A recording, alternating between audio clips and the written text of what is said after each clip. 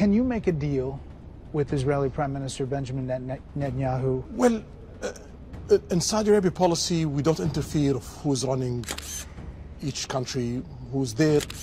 We work with him. Now we don't have a relation with Israel, but if Biden administration succeeded to make, I believe, the biggest historical deal since the end of the Cold War,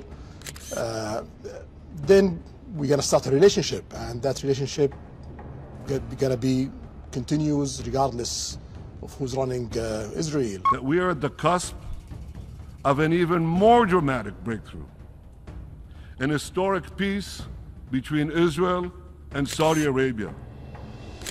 Such a peace will go a long way to ending the Arab-Israeli conflict.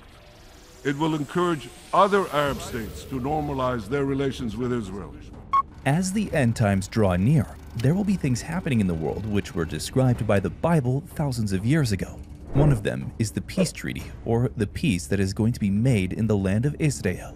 We know that the Antichrist will make this deal, but will break it in the middle. However, before that time, a temporary peace is going to be made in the Middle East and Israel. The current war in Israel could be an initial stage for that, after which a temporary state of peace will be made, something that we're seeing happening today. But there's more to find out about this, so let's get started with today's video. 1 Thessalonians chapter 5, verse 1 through 3. Now as to the times and the epochs, brethren, you have no need of anything to be written to you, for you yourselves know full well that the day of the Lord will come like a thief in the night. While they are saying peace and safety, the destruction will come upon them suddenly, like labor pains upon a woman with child, and they will not escape. It all starts with the recent events that are taking place right now in the Middle East. The normalization of relations between Saudi Arabia and Israel is something that just cannot be ignored.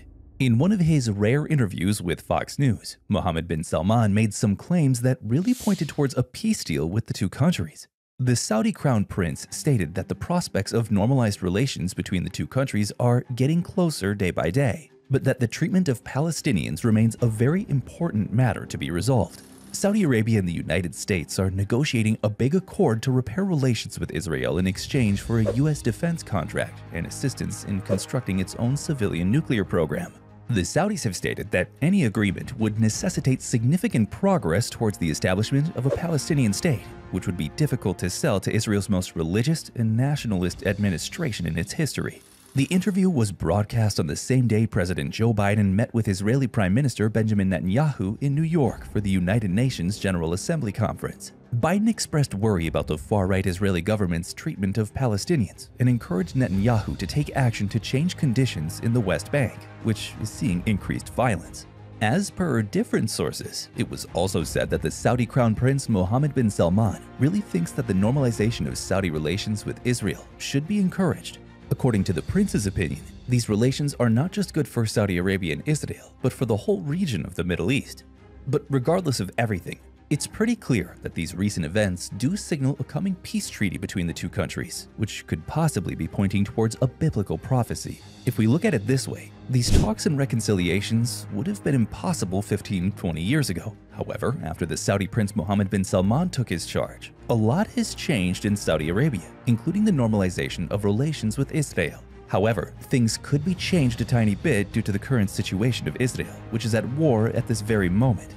As Hamas invaded the land of Israel, thousands of missiles were launched from various directions against Israel. Hundreds of people have been murdered and abducted, and they were using ISIS-like tactics such as attacking young women and children, unveiling massive blind rocket fire at civilian population centers, and terrorist permeation of cities and settlements near the Gaza border. On the other hand, Israeli Prime Minister Benjamin Netanyahu has said soon after Hamas militants broke into the country that they will use the best of their capabilities to destroy Hamas's abilities. He also claimed that they're going to avenge this Black Day, which has been forced on the country. This almost probably means a ground assault of Gaza, which will undoubtedly result in additional death and destruction. More than 200 Palestinians have reportedly been killed in Israeli bombings on Gaza, and large numbers of reservists have been called up. It's too early to predict how lengthy or how broad the upcoming battle will be. The previous assault of Gaza in 2014 lasted 50 days and resulted in the deaths of over 70 Israelis and over 2,100 Palestinians. Now, with the ongoing situation in Israel, along with its peace treaties with different countries in the Middle East, what can we expect? Will the war in Israel end on a peace deal? Do these agreements truly herald a new era of Middle Eastern peace? Daniel chapter 9 verse 27. And he will make a firm covenant with the many for 1 week, but in the middle of the week he will put a stop to sacrifice and grain offering, and on the wing of abominations will come the one who makes desolate, even until a complete destruction. One that is decreed is poured out on the one who makes desolate. Now, what does this indicate? According to Daniel chapter 9 verse 27, a powerful ruler will engage into a 7-year covenant or contract with Israel. This treaty begins the 7-year tribulation period and elevates the monarch behind it to a global prominence. Now, who exactly is this tyrant? Well, it will be no one but the man of lawlessness, the Antichrist. 2 Thessalonians chapter 2 verse 3. Don't let anyone deceive you in any way, for that day will not come until the rebellion occurs and the man of lawlessness is revealed, the man doomed to destruction. Do any of the recent peace agreements qualify as the Daniel chapter 9 verse 27 treaty?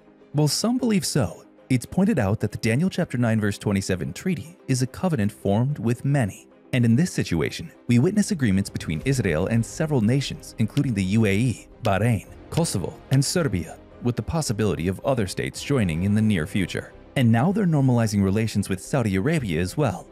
But it's important to note here that the Bible predicts a temporary state of peace in Israel before the 7 years of tribulation and the treaty, which the Antichrist will make with Israel, which Daniel chapter 9 verse 27 talks about. So in that reference, we can say that these peace deals that Israel is making with countries of the Middle East are a beginning step towards the great event of the end times. Especially with the current state of war in Israel, the war will come to an end and there will be peace in Israel. However, this peace will be for a short duration of time and will be temporary. The prophet Ezekiel depicted this period of peace as one in which Israel will be an unprotected land of unwalled communities, living in great faith of its safety. Ezekiel chapter 38 verse 11. You will say, I will invade a land of unwalled villages. I will attack a peaceful and unsuspecting people, all of them living without walls and without gates and bars.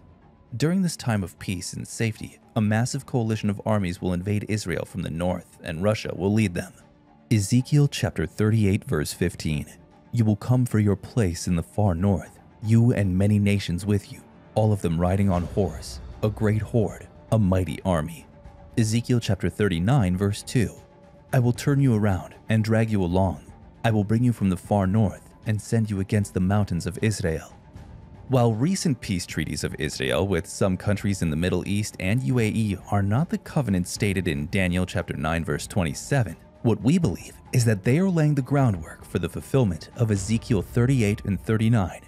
The Middle East's battle lines are being formed, and nowhere is this more evident than the official response to the newly announced treaties. But we know for a fact that these events will form something huge in the future, where Israel is at peace with others in the region. The only thing missing is a false sense of security. Once it's in place, the stage will be set for the events outlined in Ezekiel 38 and 39 to take place. It's only the most recent indication of how near we are to the end of the age and the return of Jesus Christ. Let us know what your thoughts are on this in the comments below. If you enjoyed today's video, then make sure to like the video.